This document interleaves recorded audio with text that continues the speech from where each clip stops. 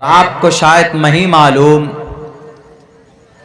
अभी एक दिन पहले मासूम छोटे छोटे बच्चों का इलाज चल रहा था। अभी जंग हो रही है वहां पर एक हॉस्पिटल में, उस पे एक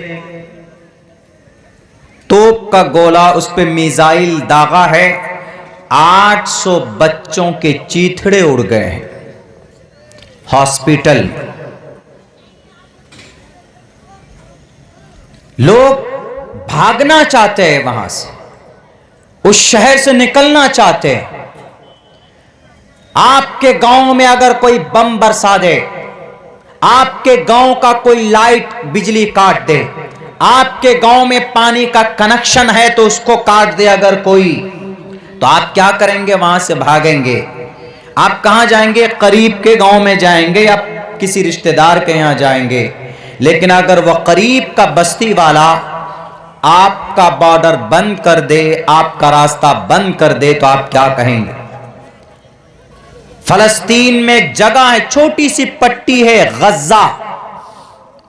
उस गजा की लंबाई 40 किलोमीटर, चौड़ाई 12 से 6 किलोमीटर है। उस गजा पर हमले हो रहे हैं, मरने वाले मासूम बच्चे, पिछले 10 दिनों में 10,000 लोग मर गए, मार दिए गए। वो लोग सिर्फ मारे नहीं गए, बल्कि पानी उनका बंद कर दिया है, लाइट और बिजली काट दी गई है, दवा बंद है। 2 बॉर्डर उनका इस्राइल के तरफ खुलता है, एक बॉर्डर उनका मिस्र के तरफ खुलता है। कौन है मिस्र में? कलमा पढ़ने वाला एक मुस्लिम बादशाह बैठा है ना, मुस्लिम देश है ना, उनको बॉर्डर खोल देना चाहिए। क्या आओ गजा वालों, लाओ मासूम बच्चों को और औरतों को और बहनों को, हम तुमको पनाह देंगे। लेकिन ये बेईमान जो बैठा हुआ है कुर्सी पर, यह कहता है कि हम गजा के मुसलमानों को अपने देश में दाखिल नहीं होने देंगे। उनसुर अखा का जालिमन और मजलूमन, नबी की यह हदीस याद नहीं है? मिस्र के कायदे आजम साहब, एक छोटा मुल्क है, कौन? इस्राइल। इधर सीरिया, लेबनान, जॉर्डन, इजिप्ट, चारों तरफ मुस्लिम ममालिक हैं, 6 मुल्क तकरीबन। उनके बीच में एक छोटा सा इस्राइल, छोटा सा। और उस इस्राइल ने सबके नाक में नकेल डाल के रखे हुए। क्यों? पैसों के बलबूते पर, ताकत के बलबूते पर। मेरे भाइयों, जालिम जब रुकता नहीं है जुल्म करने से, और यह आज नहीं हो रहा, तकरीबन पिछले 1947 से लेकर आज तक जंग जारी है उस फलस्तीन में। फलस्तीन को 2 हिस्सों में बांट दिया है, 2 हिस्सों में। सो नहीं पाते हैं लोग वहां पर, नमाज नहीं पढ़ पाते हैं वहां पर। आप न्यूज पढ़िए, आपको पता चलेगा। हम तो महफूज इलाके में हैं, लेकिन नहीं, वहां के मुसलमानों के लिए, फलस्तीनियों के लिए दुआ कीजिए। कम से कम दुआ में उनको याद रखिए। कम से कम वो जालिम, मेरे भारत के प्राइम मिनिस्टर साहब, आप अपना एक मंत्र पढ़ लेते जिसमें कहा गया, तुवम तूर्य तरुष्यतः, तुवम तूर्य तरुष्यतः, तुम जालिमों के हाथ को तोड़ दो, उनके पंजों को मरोड़ दो। लेकिन नहीं, आप खड़े होते हैं वो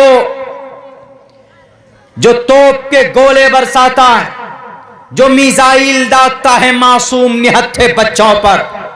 हमारे नबी ने भी जंग की है, बल्कि 27 जंगों में।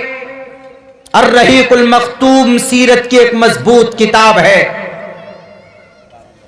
उस किताब के अंदर यह बात कही गई कि तकरीबन 27 जंग में प्रॉफेट मोहम्मद अलैहिस्सलातु वस्सलाम बनफ्स नफीस शरीक हुए, लेकिन आप अलैहिस्सलाम ने किसी बच्चे के गर्दन को उसके किसी बच्चे के सर को उसके गर्दन से, उसके तन से जुदा नहीं किया। किसी मां को बेवा नहीं बनाया, किसी बहन के आंचल को, उनके सर से दुपट्टे को नहीं हटाया, किसी बच्चे को यतीम नहीं बनाया। इस्राइल वालों, याद रखना, हजरत उमर फारूक के जमाने में तुमको मार मार कर भगाया गया था। गैरिल मग़ज़ूबि अलैहिम, तुम मजलूम मग़ज़ूब कौम हो। आज ताकत तुम्हारे पास है तो ये मत समझना कि अल्लाह कुछ नहीं देख रहा। वला तहसबन्नल्लाह, ये गुमान मत करना कि अल्लाह तुमको नहीं देख रहा है। अम्मा यामलुज़ ज़ालिमून, तुम्हारे एक एक जुल्म का हिसाब होगा और तुम्हारा नामो निशान जैसे हिटलर ने मिटाने की कोशिश की थी, तुम्हारी गलत साजिश की वजह से, तुम्हारी गलत प्रोपेगेंडे की वजह से। जालिम जब भी जुल्म करता है, जब उसका वक्त आता है खात्मे का, वैसे ही फड़फड़ाया करता है। मेरे भाइयों, कोई भी मुल्क, मुस्लिम मुल्क इस्राइल के साथ खड़ा नहीं है। अल्लाह के नबी अलैहिस्सलातु वस्सलाम ने फरमाया, एक मुसलमान दूसरे मुसलमान का ऐसे है एक जिस्म के मानिंद, अल मुस्लिमु का जसदिन वाहिदिन, मुसलमान एक जिस्म के मानिंद है। मतलब कैसा इसका? टोटल मुसलमान जितने भी हैं, अरब का मुसलमान, फ्रांस का मुसलमान, ईरान का मुसलमान, सीरिया का मुसलमान, इजिप्ट यानी मिस्र का मुसलमान, जॉर्डन का मुसलमान, कोई भी मुसलमान हो, सब एक जिस्म के मानिंद हैं। सबका कुरान एक, अहकाम शरिया सबके लिए एक, अल्लाह के नबी के हदीस सबके लिए एक। ऐसा नहीं है कि ईरान का, फ्रांस का मुसलमान है तो इसके लिए 6 वक्त की नमाज का ऑर्डर, लीबिया का, सीरिया का मुसलमान है तो इनके लिए स्पेशल अलग अल्लाह के नबी की हदीस होगी, नहीं, सबके लिए एक। इस देश में भी, इस मुल्क में भी जितने भी मुसलमान किसी भी बिरादरी से हो, किसी भी खानदान से हो, आपके सीमांचल में सबसे बड़ी आबादी मुसलमानों की, अगर किसी खानदान और किसी शेर शाह बिरादरी की सबसे बड़ी तादाद सीमांचल में, ये किशनगंज, अररिया, पूर्णिया, कटिहार, मुझे ये आंकड़ा मालूम है। शेरशाहबादी बिरादरी और उधर चले जाएंगे किशनगंज के तरफ सुरजापुरी बिरादरी, हमारे जोकी साइड में जाएंगे खुट्ठा जिसको कुलिया बोलते हैं, और दूसरी तरफ कहीं जाएंगे, कहीं शेख है, कहीं अंसारी है, कहीं सैयद है। लेकिन इसका यह मतलब नहीं you are Syed, you are different, you are respectable more than other community. No, अल्लाह के सामने में मकाम मर्तबा आपके अमल से पहचाना जाता है। ऐसा नहीं कि हम अगर पठान है तो I am a Pathan, therefore we should call to king, हमें बादशाह कहो, ऐसा नहीं है। जितने भी मुसलमान हैं दुनिया में एक जिस्म के मानिंद। क्यों ये तशबीह दी अल्लाह के नबी ने एक जिस्म के मानिंद? इसलिए समझाने के लिए कि जैसे जिस्म में, आपके हाथ में, आपके पैर में, आपके किसी अज़्म में अगर जर्रा बराबर कट लग जाए, थोड़ी सी तकलीफ पूरे बदन को होती है। आपका पैर कट जाए तो आप पूरे बॉडी को लंगड़ा लंगड़ा के चलते हैं। क्यों? आपके पैर में नुकसान हुआ है, जख्म हुआ है, लेकिन आपका पूरा बदन बेचैन है। जस्ट लाइक दैट, सेम इसी तरीके पर अगर फलस्तीन के मुसलमानों पर जुल्म ढाया जा रहा है, वहां के मासूम, निहत्थे, लाचार, बेबस मुसलमानों के घरों में जनाब मिसाइल दागे जा रहे हैं, वहां के हॉस्पिटल को हॉस्पिटल को टारगेट किया जा रहा है, तो फलस्तीन वाले तो दर्द महसूस करते हैं। पूरी दुनिया के मुसलमानों को दर्द महसूस करना चाहिए, चाहे वो इंडिया का मुसलमान हो, चाहे वो बांग्लादेश का हो, श्रीलंका का हो, लेबनान का हो, सीरिया का हो, कि ईरान का हो, कि इराक का हो, कि जॉर्डन का हो, कि यूक्रेन का हो, कि स्पेन का हो, कि अंदलुस का हो, कि वेस्ट इंडीज का हो, कि श्रीलंका का हो, कहीं का भी मुसलमान हो, आवाज बुलंद करना चाहिए। लेकिन फलस्तीन में इस्राइल का जो नंगा नाच है, उनके नंगा नाच के खिलाफ पूरी दुनिया के इंसानों को आवाज बुलंद करनी चाहिए।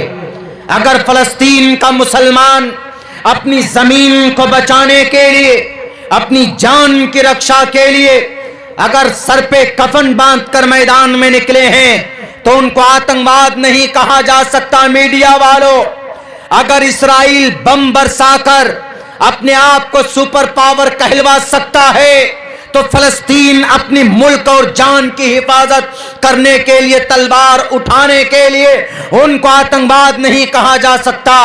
पूछो, अगर बम फेंकना आतंकवाद है तो कहो मुल्क अमेरिका को कि तुम आतंकवाद हो, इसलिए कि अफगानिस्तान में हजारों लाखों मुसलमानों के खून से उसके हाथ रंगे हुए।